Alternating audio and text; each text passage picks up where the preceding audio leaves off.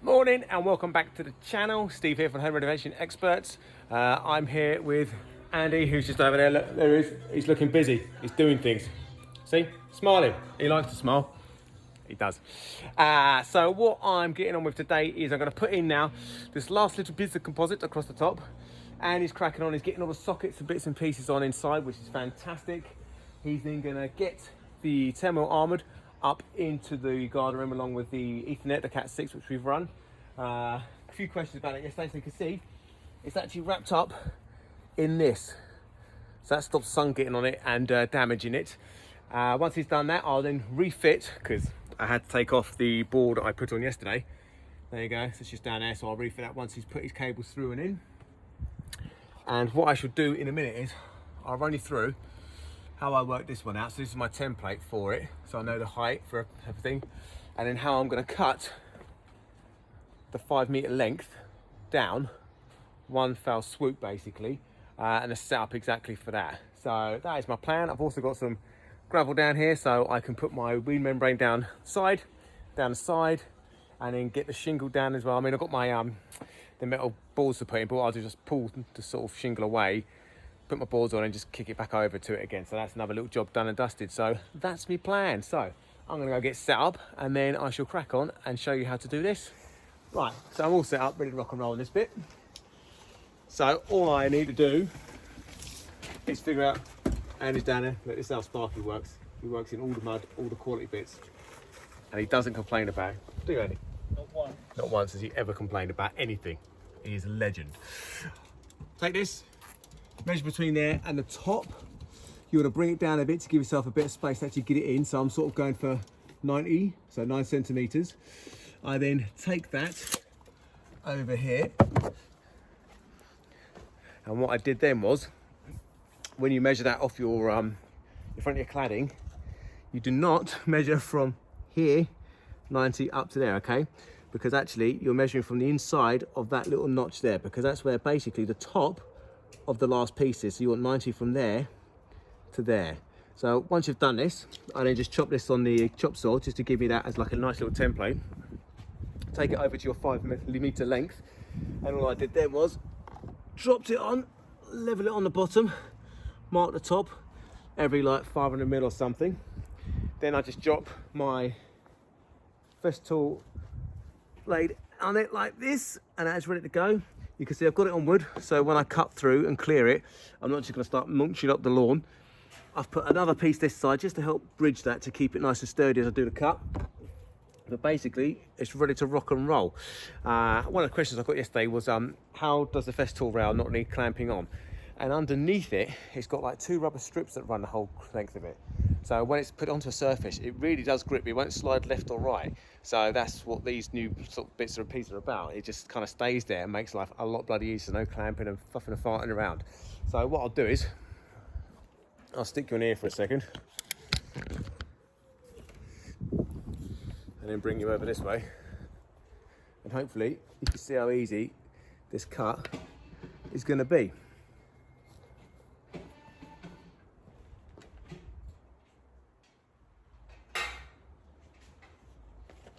Health and safety first though. Goggles.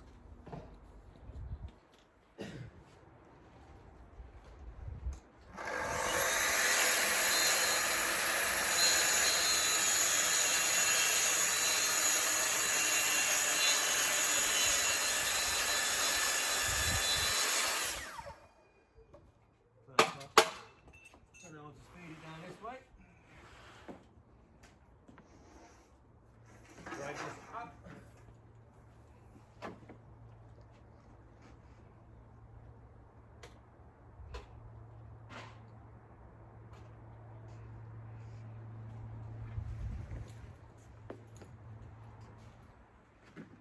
So stick it underneath for support. Make sure it's still sitting on my lines.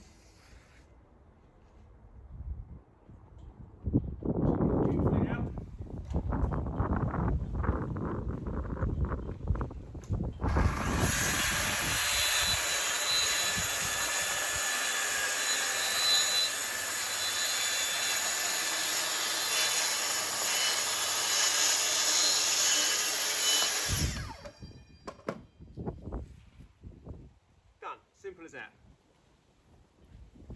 And I'll let you into a little secret.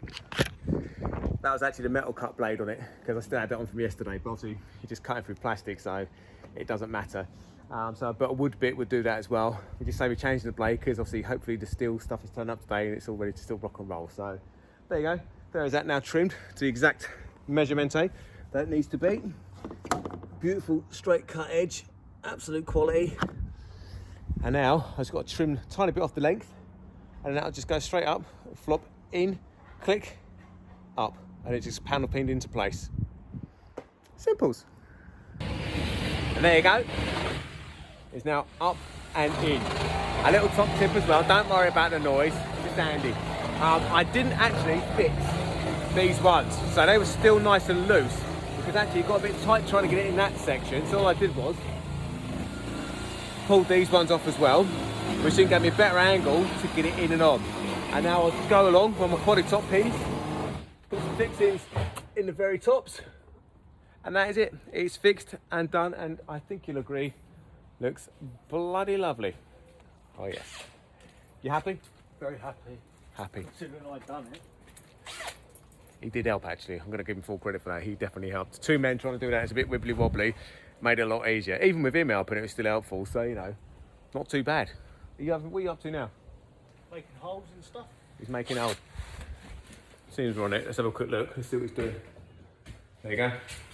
There's this hole ready for the 10mm armour to come in. See how neat he is. Look. How many sparklers to do that? That's a quality job right there.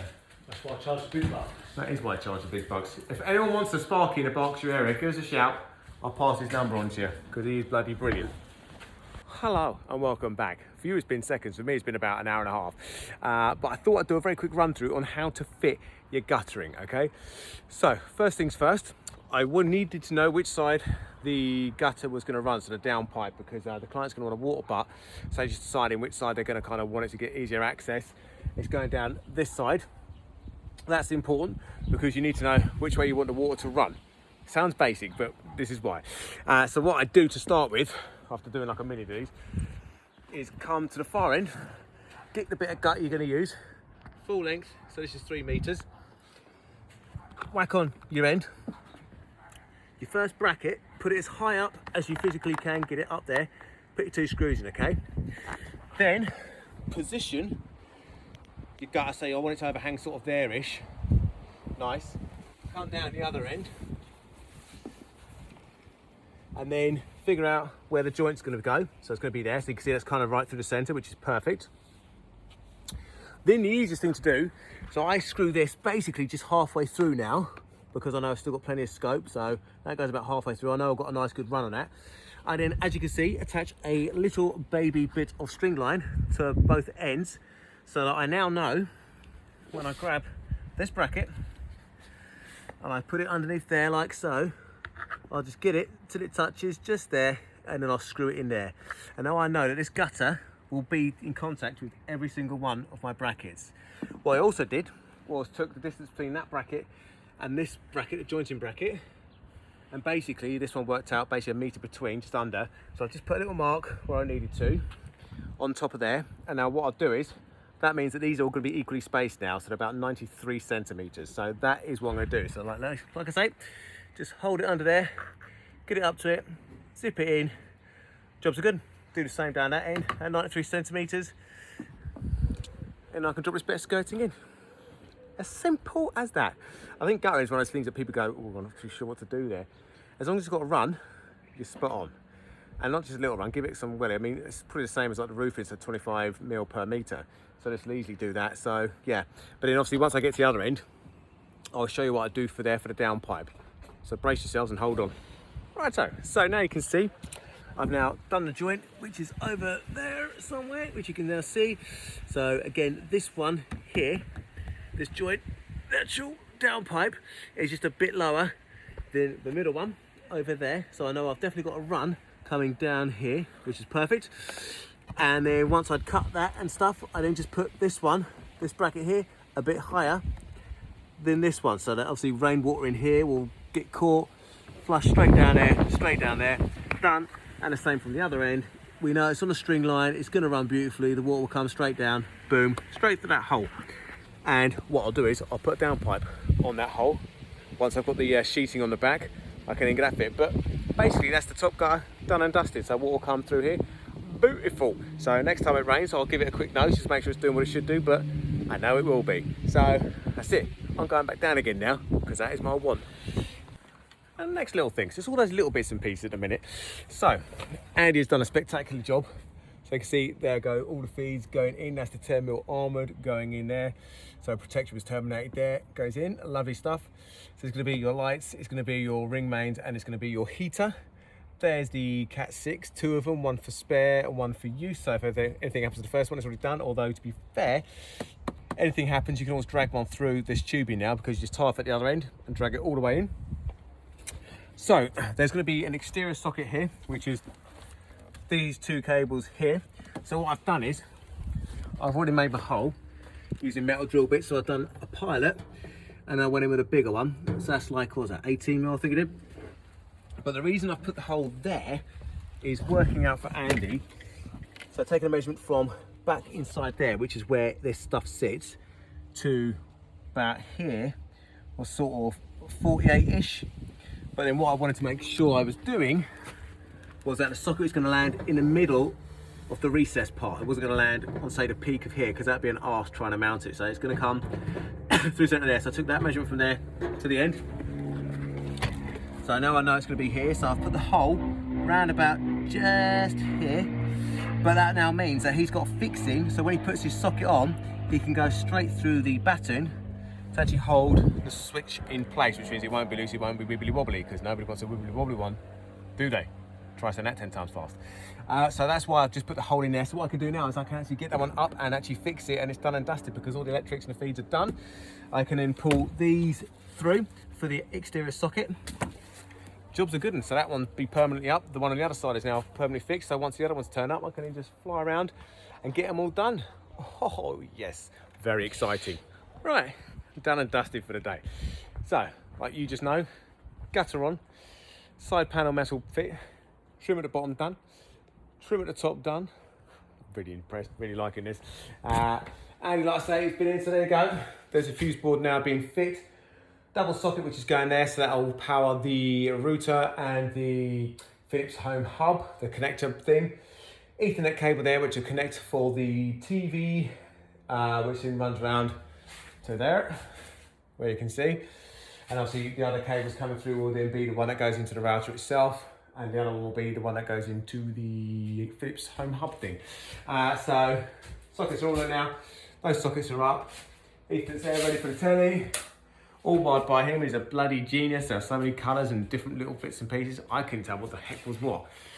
So tomorrow, he's going to be back again.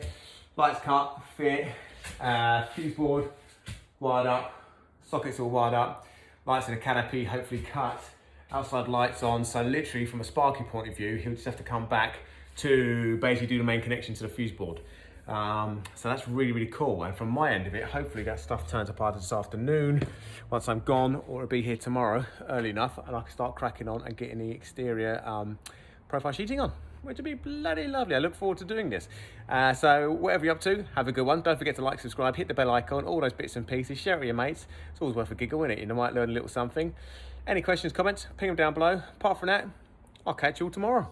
Bye.